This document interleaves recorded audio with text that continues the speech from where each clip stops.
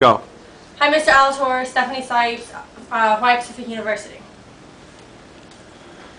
Good afternoon, ladies and gentlemen. Today I'm going to talk to you guys about organ donation. Let me see a show of hands for those of you who are registered organ donors. I'm a medic.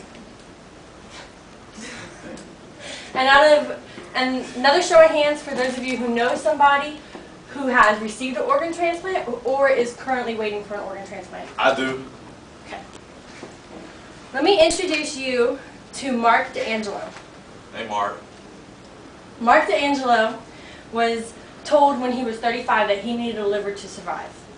His family all got tested to see if they could be liver donors. Unfortunately, none of them matched. Mark passed away on the organ transplant waiting list, waiting for his liver to come. Mark was a father to 2 little girls, he was a brother, and he was somebody's son. Now imagine if Mark was related to you, if he was your father, your son, your cousin, your uncle. How would you feel knowing that one of your family members died waiting for an organ that could have easily been given to them if there were more people willing to donate their organs? Well, Here we have transplant statistics for the year 2008. This chart shows statistics from January to September of 2008. can't see it. There are currently over 100,000 people on the wait list to receive organ transplants.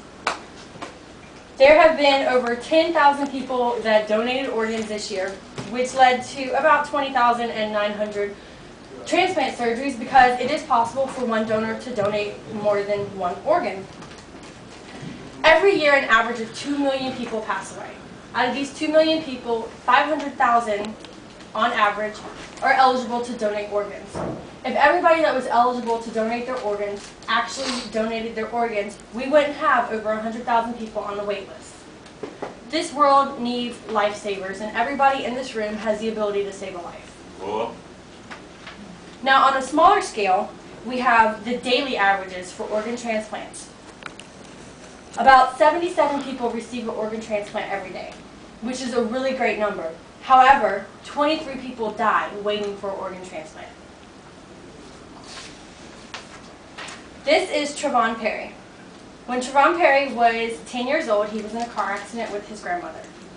The doctors did everything they could, but they couldn't save his life. He was declared brain dead, and the Organ Donor Foundation got a hold of his mother and talked to her about possibly giving Trevon's organs to people that were on the organ transplant list. Trevon ended up saving 4 lives, 4 little kids' lives. He donated his heart, his lungs, his kidney, and his liver. What do you need to do to help? The first thing you should do is register with your state donor registry. Every state has their own donor registry.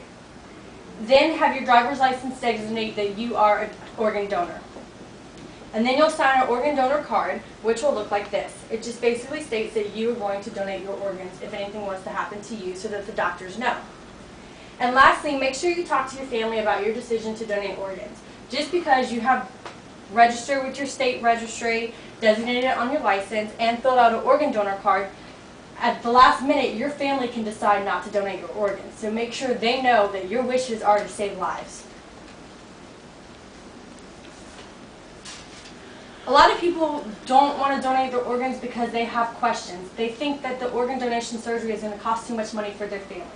But don't worry about that. Organ donation has no cost. It is paid for by the hospital. It's a write-off surgery. A lot of people are worried that they're too old or they're too young. Age is not a limit. Age doesn't matter. If you're under the age of 18, your parent will have to sign off on it.